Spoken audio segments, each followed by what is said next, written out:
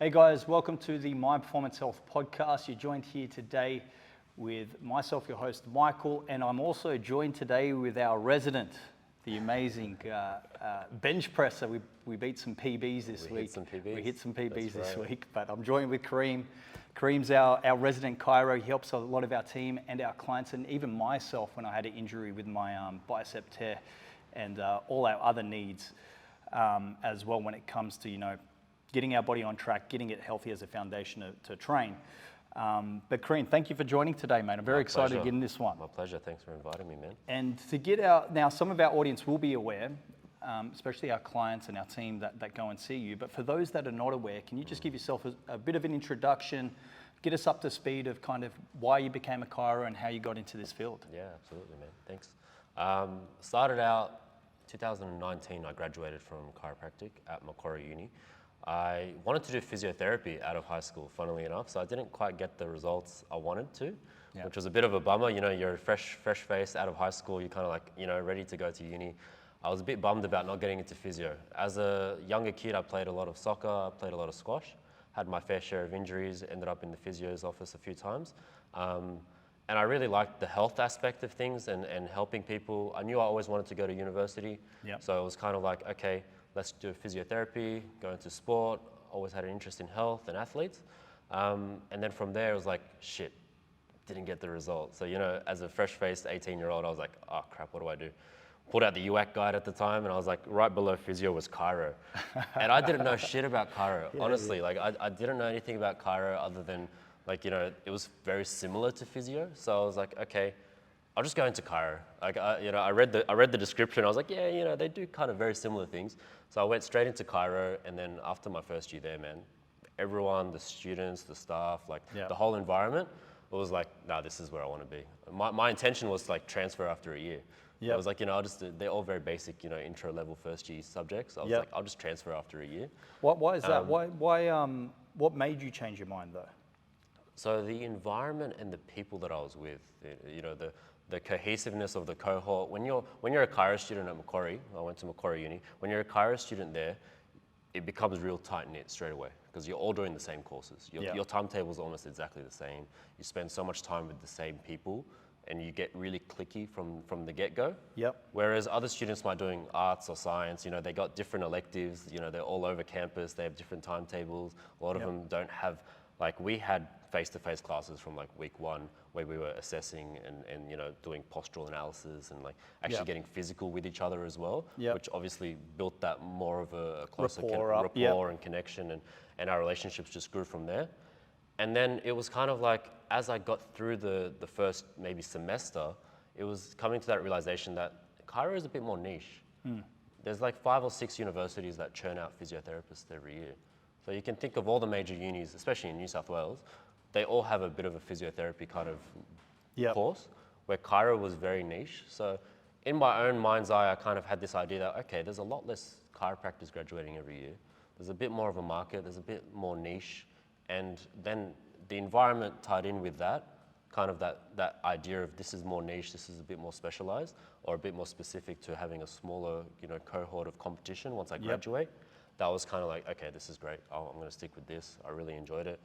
So man. So that's started out straight from high school, and then I just went through. Fell in love with it, man. It's funny how sometimes your direction can change. So just to summarize, so you had the intention to do physio. Went in a chiro as the next option, but you kind of, the proximity of the people around you influenced you in that field, but also you realize that, hey, this is a bit more niched. It may be better off for the long run. And then that's kind of how, you pivoted into this kind of area with what you do now. Absolutely. And this is where I wanted to get you on, man, because I just want to, cover some of the important reasons that, like, we use yourself with myself, why I come to you, my team, your philosophies around, what you do, because everyone's a bit different, no matter what field it is, whether it's with us, with trainers, coaches, or it's with you, with your chiropractic work. And I really feel that our audience will get a lot of value of understanding things to help them with their health, but also just make them aware of things as well. So we've made some notes for today, which is great. Well, when I say we've made, I meant you've made. I had to come prepared. I couldn't be invited onto your onto your talk and not be prepared. Which is great, right? Yeah. But I want to kick it off with your label of chiropractic and what it actually means to you, because everyone's a bit different. But can you just break that down for the audience so they understand? So my label or my style or technique or philosophy, I guess you could call it. I'll continue the story because it transitions into this. So, so it was in my second year of chiro, and any chiro students, physio students, allied health, even PTs, trainers, if you're listening to this, go get yourself a mentor, and you would, you know, obviously advocate for that as well, I'm sure. 100%.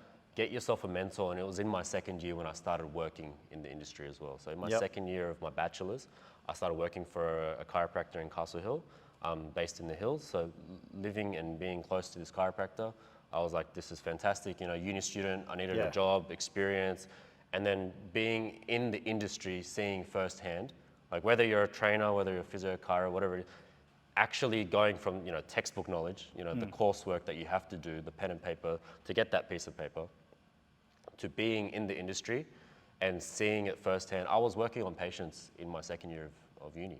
So I was working there, patients would come in, the chiropractor I was working for would assess them, they'd diagnose them, then I'd be doing all the massage work. I was a laborer essentially. I was doing all. As you are when you first get into it. Exactly. So, but that mentoring role and work experience kind of transitions. Obviously, your lived experience is as to your why or, you know, your philosophy. So the philosophy that I use at Helical Health in terms of my clients and my patients and how we try to get the best out of our athletes and just regular old people, all of our patients, is that we need to come to a diagnosis first and foremost. We need to find out what the condition is and what is the reason for that person for coming and seeing you. That's the why. That's the why and what is happening on that person's body, whether they're coming for, you know, neck pain, back pain, for your example, your bicep tear that you had. Correct. Getting the accurate diagnosis, starting there, will help build our picture, and then from there, it's a matter of how can I best get that client or that patient back to health and wellness and being pain-free, going about their day, living their day to the best of their ability. So we start with a diagnosis, and then from there, it's all about just promoting and encompassing the wellness and the health of that client or that patient to getting them to their end goals as well, because they have their expectations when they come and see you as well. 100%. So when they're coming to you, whether it's, you know, weight loss for your examples, for clients that want to do bodybuilding, it's the same for me. It's like they come to you, you're the chiropractor, they know stereotypically chiropractors deal neck pain, back pain. That's the stereotypical kind of expectation when they come and see you. But then when you build your rapport, you get your, you know, your name out there. It's kind of like, well, go see Kareem. And like you guys, when you send me clients as well, it's like, go see Kareem if you've hurt yourself. You know, if you've got this injury, it's not just about neck pain and back pain anymore. It's about, we start with the diagnosis and then we go into manual therapy. So I would branch it or call it manual therapy or physical therapy, where it's like we have all the tools in our power to help that patient, whatever their goals are. So whether it's the adjustments, the manipulations, which is the pure chiropractic things, or it's the exercise, the rehabilitation, and then everything in between, from the passive care, which is hands-on, massage, cupping, dry needling, those kinds of things, to the active stuff, which is the rehabilitation, which is the exercise and the rehab, which is going to get them feeling and you know, performing back into it. Exactly. Yeah, so make sure I've heard you correctly there, Kareem, which is kind of like how I see many different even fields operate with, if it's done correctly. But what I'm hearing, correct me if I'm wrong, is that yes, you identify the cause, the issue, where the pain is, you manage the symptoms, but then you've got a toolkit that you've built out. Like you said, the stereotypical or the expectation of chiros is, like you said, back, neck, crack, get out. But what I'm hearing from you is like, no, we've got an outcome where we want to go. We find out what the cause is, we manage the symptoms, but you use these tools, whether it's cupping, whether it's active therapy, whatever you got to pull out to help assist get to point A to point B so you can perform. And like with my arm, for an example, like for those that don't know, is that, well, we'll explain it, mate. What happened to my arm? Well, correct me if I'm wrong. This is when, July last year? Well, let's test my memory. That was, this was a while ago I think now. I popped This is when I first started in Rouse Hill. I popped it in April. And then the surgery, I think, happened Yeah. a few months later or a couple Okay. months later. So you were boxing at the time. Yeah, so I hit the bag Yeah. and I completely ruptured the tendon off the bone with the bicep, and I had that nice little fling up. You felt the pop? I felt You the pop. felt the pop, and I you saw the looked pop. down, you saw it straight Yeah. away. You've seen It was a enough health videos. slingshot. It was a Yeah. slingshot all the way Yeah. up, so I could see. Yeah. You know when you see those videos where When someone's you get on the like, phone, can I get an MRI referral yeah, from you? I need I'm like, something. yeah, I can write you a referral. Yeah, well, I called my wife and Alicia. I was like, you're not gonna believe this, but I think my bicep's halfway up my arm. But then, obviously we knew what the issue was. That was Yeah, pretty yeah. obvious with Yeah. that one. Yeah. But mate, even just talk to the audience with your process with myself, how we kind of got from when I walked in, this is my problem, surgery, Yeah. had it reattached, to how we kind of got back to me performing, because I couldn't do any curls. I couldn't use my right arm for a Yeah, while. absolutely. I couldn't do chin-ups. So even just talk to us a little bit of that case study. So I guess that's the extreme, right? So Yeah. most people, when they come to see me, it's like they want to avoid surgery at maximum cost, especially because chiros get more of that reputation of being a bit more natural, wellness based rather than the medical, Yeah. pop a pill and you'll feel better kind of, Yeah. reality that a lot of people go down that path. As soon as they get any signs or symptoms, it's like straight to the medicine cabinet. We want Yeah, drugs. We yeah. want to feel better immediately. Yep. Stereotypically, I'd say most of the clients that come to a chiropractor want that natural alternative way of healing, or Yep. they want to respect their body in that respect. So it's like, okay, we knew yours was the worst case scenario. It was worst we, case. we needed an operation, and it's there. Ideally we don't want to go operate on things, but when it's a trauma, when it's something like that, you have to operate Yep. unless you want to live with the consequences of. Well, that's what we said. We could manage and live, but It's suboptimal. yeah, and- you got to weigh up the options there. It's like Yeah. a risk versus benefit, or what is your goal? Like same with athletes that get ACL surgeries. Yep. Bailey's a good example. Yes. It's like, when do you want to go back to sport if that's your goal? Yep. So obviously weighing up, again, comes back to expectations, weighing up the goals of the client. Surgery is typically the last thing in terms of triage. Yeah. When we talk about triage, I'll go down this rabbit hole a little bit with you. Whenever we talk about triage with pain and symptoms and people recovering or getting better, it's typically, okay, first point of call is that first aid kind of protocol, and then it's physio, chiro, massage, whatever you like in terms Yep. of allied health or rehab. And then if rehab fails, it's typically a cortisone or a steroid injection or some sort of, local. And Yep. then if that doesn't work, then it tends to be like, okay, let's go operate. That's the type of musculoskeletally speaking, Yep. in terms of the treatments and the conditions that I treat. It's like, okay, you've hurt yourself. If the physio and the chiro can't help you, we're going to go give you some drugs or Yep. some more hardcore drugs like an injection. And if then that doesn't help, it's like, okay, guess what? You're booked in with the surgeon. It's the last resort. It's the last resort. Unfortunately, sometimes that's what you have to do. And so, yeah, in your example, straight away, boom, get the MRI, go speak to an orthopedic surgeon, get the there's surgery only done. so much we could do 100%. without the surgery, really. Yeah, well, look, if something's torn, you got to reattach it. Especially in your functional aspect, in terms of your aesthetics and wanting to train and Yeah. be strong and day-to-day living. There's a lot of people that have probably torn things and never done anything about it. But they're not, the expectation is they're not trying Yeah. to get to an outcome where they I've got maybe. plenty of guys that have Yeah. torn gastrocs or torn calves or torn hamstrings, and they never did anything about it. And you can see the atrophy, you can see the Yep. the asymmetries between left and right as well. But they function. Yeah, for our, them, our that's body it. is. They don't, Yeah. it's not impacting enough their day-to-day or their performance goals to go get it. 100%. Worked So the thought process is, okay, once you've had that surgery, what is the most optimum way for you to get back to normal? Because like you were saying, obviously, you couldn't bicep curl, couldn't lift your arm, you had a lot of pain, discomfort. Luckily for you, actually, your case study, talking wise, you didn't have much pain. You were actually quite okay. I was okay, yeah. Yeah. I didn't have too much pain, no.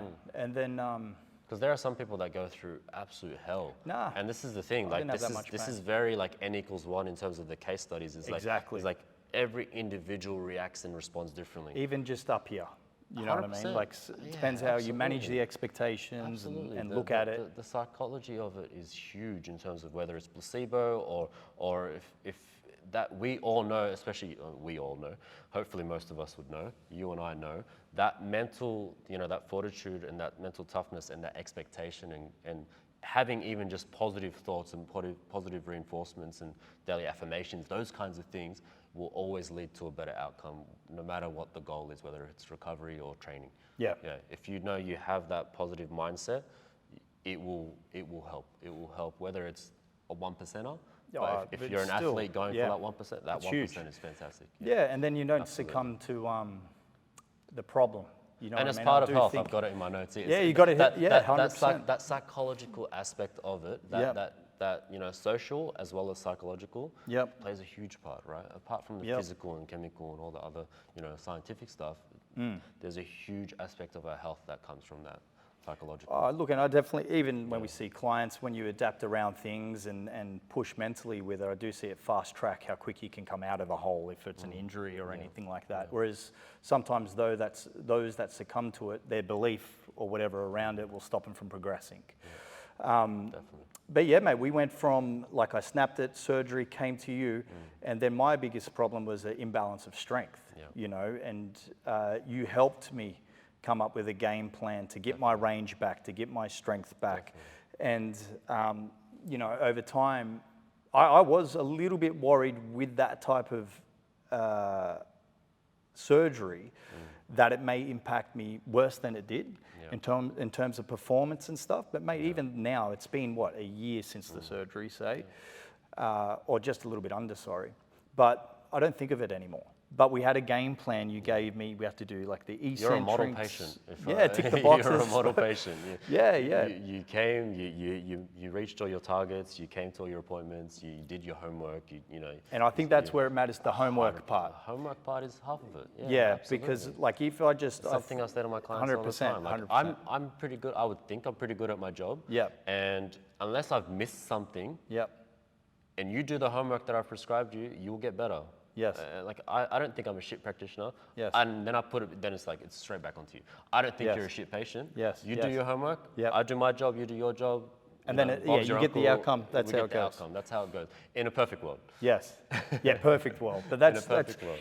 Yeah, but I think but that's... you set yourself up for success, right? But that's what I was saying before too, like with what you do, is you have some toolkits that you use and you have a game plan. It's not just coming in to manage the symptom and then you're done. It's like, okay, this is what we're going to do to get out of there. Yes, I've got a part to I have to take personal ownership of it too and play a role in doing the work. At the end of the day, unfortunately. Yeah, and I just, I think that's what's very useful. Instead of, like I said at the start, mate, some chiros just have the reputation, if you will, that people go and get cracked in their neck, get cracked in the back, and away they go, which is useful sometimes, I imagine. But what I really like with what you do is the game plan towards the outcome. And not only that, working around problems. So if someone has a goal still to exercise or still do their day-to-day, you'll come up with a game plan to work around it. Absolutely. So for example, for yourself, obviously, had the surgery, we need to respect the injury. That's the other thing that a lot of people, and you'll find athletes that don't respect their injury, or regular people. Runners is a great example. CrossFitters is a great example. They want to go back. You know what I mean? Like they want to. It's like, I've got to run this weekend. Can I run? I'm like, you're just telling me you're in like 9 out of 10 pain. You got plantar fasciitis, for example, and you're like, you can't run. Like, you got to manage your load. Your body doesn't work like that. It will fall to shit instantly. But you can't build it back up like that. It's not the way it works. So unfortunately, it's some people just really don't respect the injury, or don't respect their body, because they're so used to it, boom, boom, boom, boom, boom. And then it's like, all of a sudden it crumbles. Yep. And it's like, it takes a lot longer to repair something than it does to break it apart, right? Yeah, correct, to come back. So some people just don't respect their injuries enough. Yep. And that's the other thing. So we get to that stage of immediately after surgery, you need to respect that injury. Like, you need to respect that what's going on. This tissue needs to heal. You've just had a major surgery. You're under anesthetic. Like all these things. And it's like, obviously, you're not going to be able to, bend your arm or do a bicep curl, especially, symmetrically to the left. You just had an operation. So and you got to pay attention. And I liked what we correct me if I'm wrong, I felt like my recovery process was pretty quick, considering, and I felt that too with it. But I think this would be a good segue as well with our notes here, is the leaky bucket and stress bucket. Yeah, absolutely. So I just want to give some insight to our audience. What do you mean by leaky bucket and stress bucket? Because I do feel with what we're talking about here, respecting injuries and potential of those injuries happening, what do you mean by these two kind of terms? So in your case, it was very straight, clear cut. You were punching, you were doing a boxing movement, you felt it, pop, boom. You have a mode of injury. And that's the question that a lot of people ask me. It's like, why did this happen? It's like, okay, well, if we have a really cool story of, you were saving kids from a burning building, or if we knew the why, if you could tell me, Kareem, I was punching, felt it, boom, end of story. Okay, we know why, but sometimes shit happens. Yes. Sometimes you sleep funny, you wake up and you have a crooked neck, and I see people like this all the time. So people come in and have a crooked neck, and they're just like, why did this happen? I'm like, fuck, man, like, I'm not your pillow, I'm not your partner, I'm not sleeping with you. Like, so I don't know why things are happening. People go out gardening and sit there for 3 hours and they hurt their back. Sometimes there's a why, and people always have that question, like, why did this happen? The real inquisitive ones anyway. So it's like, so why did this happen? Well, there's this thing called the leaky bucket or the stress bucket, right? So you have your bottle, for example. Thanks, Frank Green.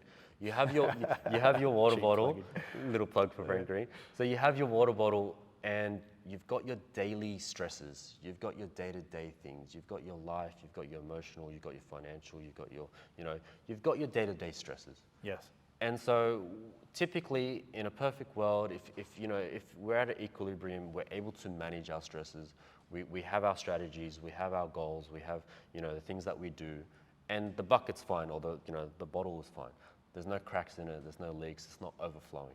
But what sometimes does happen, and this is what people aren't good at in terms of managing their stress or their load, or if there is something that throws off that equilibrium, and you start to get little cracks, or there starts to little fissures in the bucket, and then there's little leaks, or if there's too much from the top coming in to the bucket, then you have that stress response, and sometimes it can lead to injury. Sometimes that can be injury. So if you've got an athlete, or if you've got a person who, for example, they ran a marathon, but they're not trained for marathons. Yep. So you just dumped a whole lot of shit and stress onto their system, and it's like, well, your body wasn't ready for that. Yep. Not conditioned, not adapted. You're not adapted. conditioned, you're not adapted. That's the weekend warrior kind of thing. Yep. Or you've got the people that had a shit night's sleep, just had a fight with their partner, are eating crap, or smoking, or vaping, had a big night out the night before, and then they're playing football the next day, and then boom, something happened. Kareem, why is my ankle fucked? I'm like,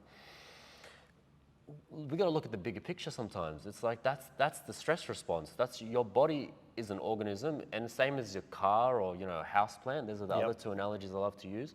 It's like, if you don't fill up the fuel, if you don't maintain it, if you don't clean it, if you don't do all these things with it, you're gonna have issues. It's gonna break down. Yes. And so the stress bucket is that response where it's like, okay, these things are happening in your body now as a reaction to all the other crap that you're not managing well.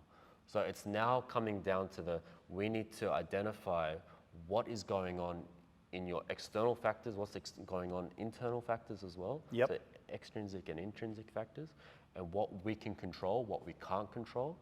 And unfortunately, if you dump a whole lot of shit on yourself, that's sometimes why these injuries occur, and that's the the downfall of why these things actually happen. So that's in a nutshell. I hope I covered most of that. Yeah. So to summarize, Tell me. So with the leaky bucket, stress bucket, so like you can group